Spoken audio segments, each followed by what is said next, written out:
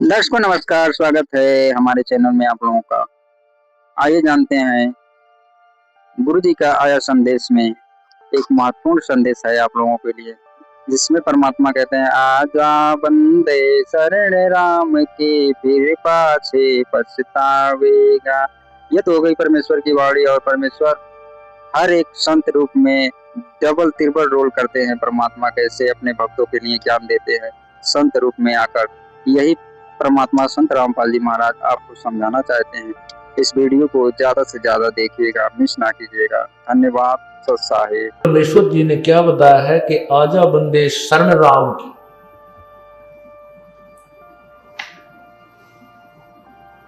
फिर पीछे पछतावेगा। परमात्मा जब इस काल के लोक में, इस मृत लोक में आते हैं, वे स्वयं ही संत की भूमिका करते हैं, स्वयं ही एक भक्त की वास्तविक भूमिका करते हैं। अपने ही डबल रोल ट्रिपल रोल बनाकर परमात्मा हमें शिक्षा देते हैं। स्वयं ही कह रहे हैं कि आजा बंदे शरण की, परमात्मा की भक्ति में लग जा तू, नहीं तो फिर पीछे पछताएगा।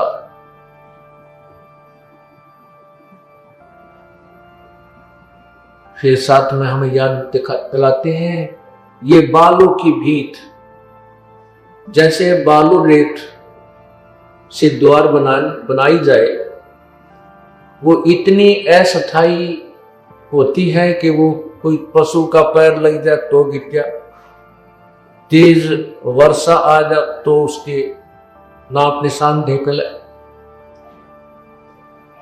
तेज हवा से वो भी डिस्टर्ब हो जाती है, नष्ट हो जाती है। इसी प्रकार हमारा ये शरीर 5 तत्वों से बना हुआ पुतला है, इसका पता नहीं किस कारण से अंत हो जाए।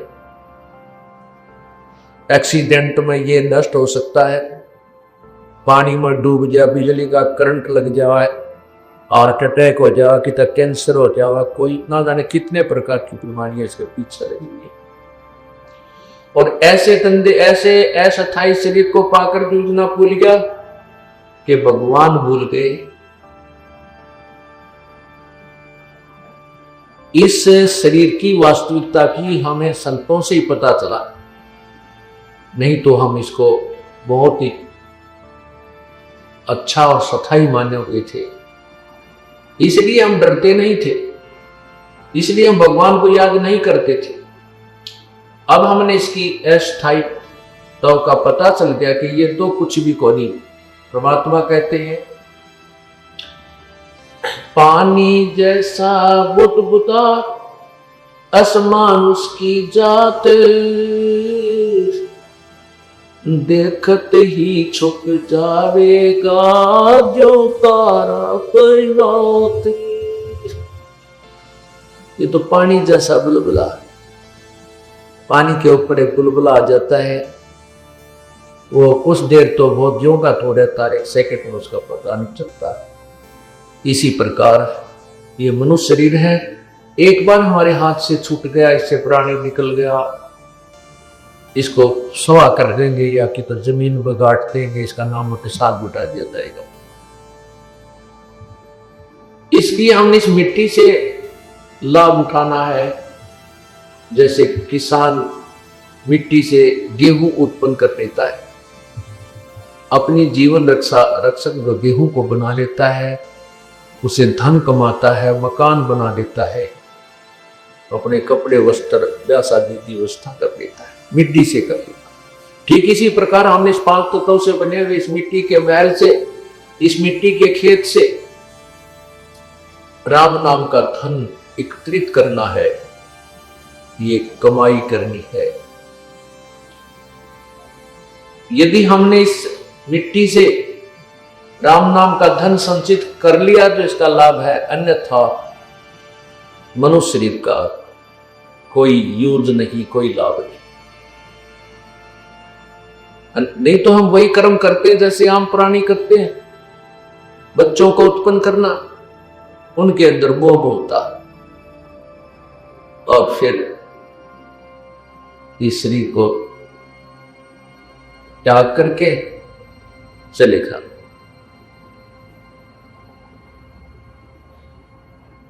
इसलिए परमात्मा हमें याद दिला रहे हैं,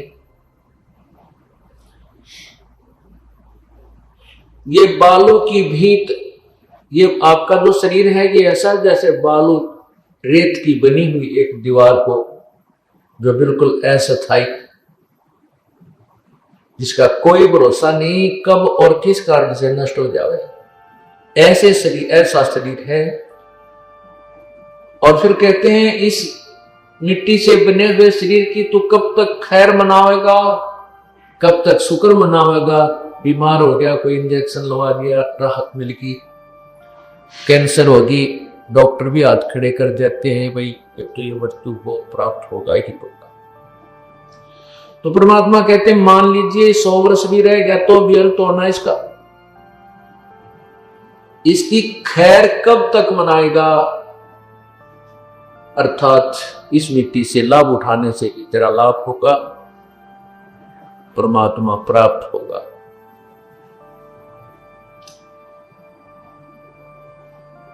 जो व्यक्ति भगवान नहीं बचते, परमात्मा को याद नहीं करते, जब तक उनके पूर्व जन्म के संस्कार होते हैं, पुण्य जब तक चलते हैं, तब तक तो वो सुखी नजर आता है, शरीर भी स्वस्थ है, घर में भी सुख है, कार कोठी भी है, फैक्ट्रियां भी खूब तड़ाके चल रही है। और जिसमें पाप कर्मों का प्रभाव शुरू होता है, पुण्य समाप्त हो जाते हैं, फिर फैक्ट्रियां बंद होने लग जाती हैं, मजदूर हड़ताल कर कहते हैं, शरीर में रोग बढ़ जाते हैं और अंत में वो प्राणी अपने पुण्यों को बर्बाद करके और चला करता है, पाप कर्मों के भोग भोग कर शरीर छोड़ जाता है। सत्संग में याद दिला जाता है कि जो प्राणी आप जैसे ही संस्कार है, कोई राष्ट्रपति बना है, कोई प्रधानमंत्री बना है, कोई मुख्यमंत्री बना है, या कोई अन्य अधिकारी है, या हमारे जैसा कोई गरीब को है, कोई रिक्शा चला रहा है, कोई मजदूर है, किसान है, किसी को रोग लगा है, कोई स्वस्थ है, ये अपने ही पूर्व जन्म के और पापों के आधार से है। ये पूर्व जन्म में जब हम कभी मानुष जीवन में थे, उस समय हमने ये पुण्य और पाप किए थे, जिनका भोग आज हम भोग रहे हैं।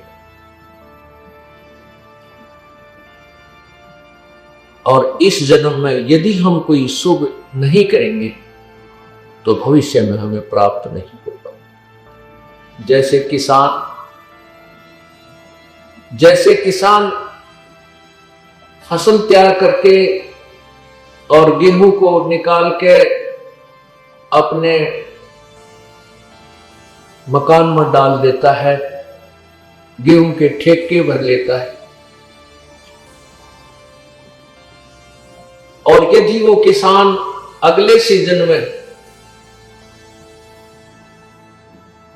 फिर से फसल नहीं बोता है, तो जो पहले उस सीजन में गेहूं जोड़कर जो रखी हुई थी, एकत्रित की हुई थी, वो हो सकता है उसके 2 वर्ष भी काम निकाल के खाने पीने का, हो सकता है वो 3 साल भी काम चलाते।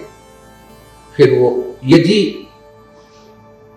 फिर से वो किसान उसी प्रोसीजर को नहीं अपनाएगा, अर्थात फिर से खेती तैयार नहीं करेगा, बीज नहीं बोएगा, वो किसान कंगाल हो जाएगा, उसके बच्चे मजदूरी करेंगे, मांगता करेगा, भीख मांगेगा, निर्धन हो जाएगा। ठीक इसी प्रकार हम पूर्व जन्म में की भी कमाई के ठेके पर रखे हैं, उनमें से हमें मनुष्य शरीर मिला है। इस मनुष्य शरीर में जो हमें प्राप्त है, आज हम उसको ठाठ से खा रहे हैं। कोई गुट्टी लगा रहा है, कोई सुल्फा पी रहा है, कोई अफीम खा रहा है, कोई शराब पी रहा है, कोई सिनेमा देखा है कि तो पकवान डरते, परमात्मा से नहीं डरते, परमात्मा को याद नहीं करते हैं, और करते हैं तो एक फॉर्मेलिटी ही करते हैं, शास्त्र अनुकूल साधना नहीं करते, तो उनका जीवन व्यर्थ हो रहा है।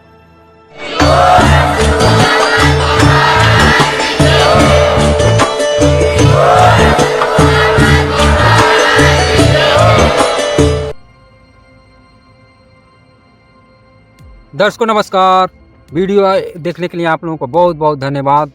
वीडियो कैसा लगा हमें कमेंट में ज़रूर कमेंट करें, चैनल को सब्सक्राइब करें, वीडियो को लाइक करें, ज़्यादा से ज़्यादा शेयर करें। आप लोगों को बहुत बहुत धन्यवाद। सत साहिब।